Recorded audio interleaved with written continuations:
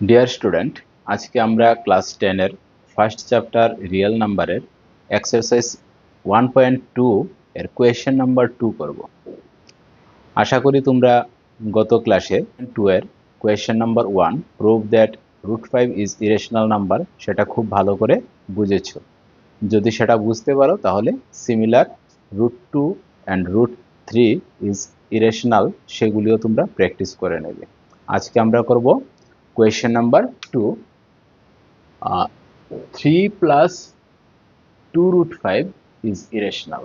আমরা কিভাবে প্রমাণ করব যে 3 প্লাস 2√5? গত ক্লাসে আমরা করেছিলাম √5 ইরেশনাল নাম্বার, আজকে আমরা করব 3 প্লাস 2√5 ইরেশনাল নাম্বার। চলো শুরু করি। গত দিনের মতো আমরা লিখব let us assume the contrary, let us assume the contrary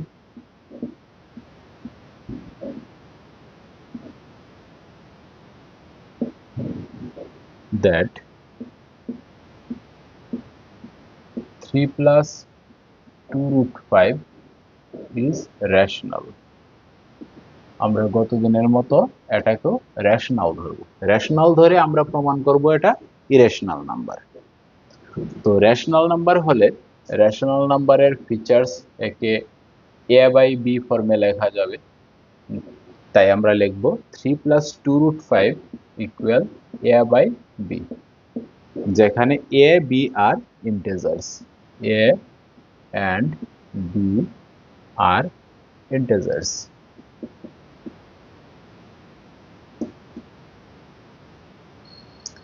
তাই এখানে আমরা যে √5টা আছে, আমাদের ইরেশনাল নাম্বারটা আছে, সেটাকে আমরা আলাদা করে নেব। Or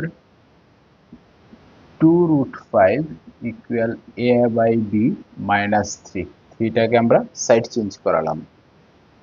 or √5 equal half of a by b minus 3, এই 2টাকেও আমরা সাইড চেঞ্জ করলাম।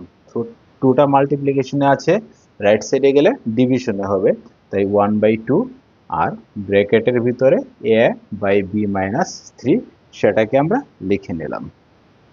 এবার লিখব সিন্স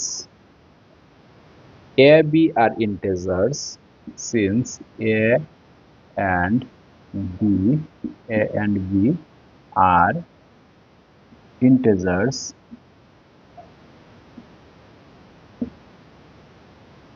we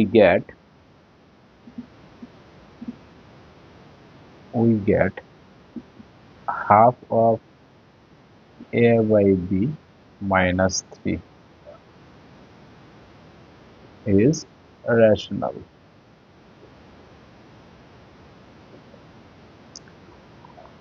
মানে কি দাঁড়ালো? যেহেতু a by b are integers, তো a বাই b ইন্টিজার্স হলে a বাই b কি হয়? একটা রেশনাল নাম্বার হয়।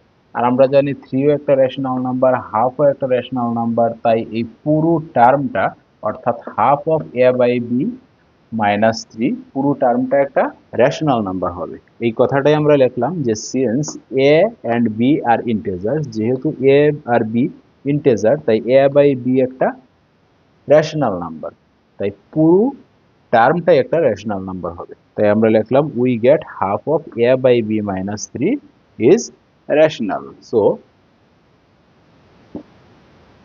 এটা ছিল কি রাইট সাইডের টার্ম, যে half of a by b minus 3 একটা রেশনাল নাম্বার। রাইট সাইড আর লেফট সাইড ইকুয়াল, অতএব রাইট সাইড যদি রেশনাল নাম্বার হয় তাহলে লেফট সাইডও রেশনাল নাম্বার হবে। So √5 is also rational.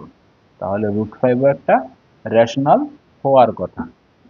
তাই আমরা লিখি যে √5 is also rational, but this contradicts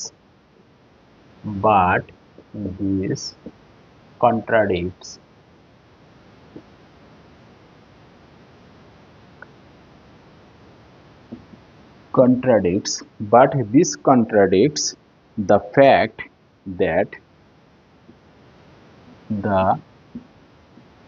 fact that root 5 is root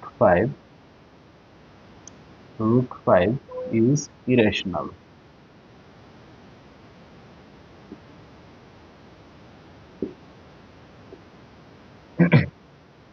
কিন্তু আসল কথা হলো কি, √5 একটা ইরেশনাল আমরা জানি, কিন্তু এখানে প্রমাণ করে রাইট সাইড যদি রেশনাল হয় তাহলে লেফট সাইডও রেশনাল হওয়ার কথা, কিন্তু আমরা জানি কি √5 একটি ইরেশনাল নাম্বার।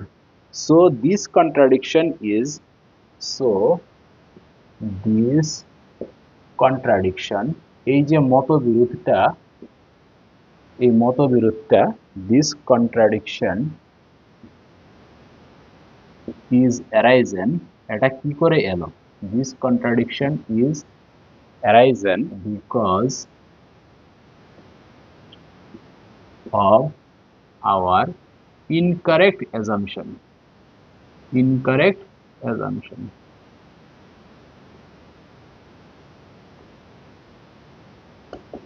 Incorrect assumption আমাদের ভুল ধারণার জন্য, আমাদের ভুল ধারণার জন্য। আমাদের ভুল ধারণাটা কি ছিল? আমরা ধরেছিলাম যে let us assume the contrary, that 3 plus 2√5 is rational number. এই পুরো টার্মটাকে 3 plus 2√5 কে আমরা রেশনাল ধরেছিলাম। এই যে আমাদের ধরা, আমরা যে অ্যাজাম্পশন করেছিলাম সেটা আমাদের ইনকারেক্ট অ্যাজাম্পশন ছিল।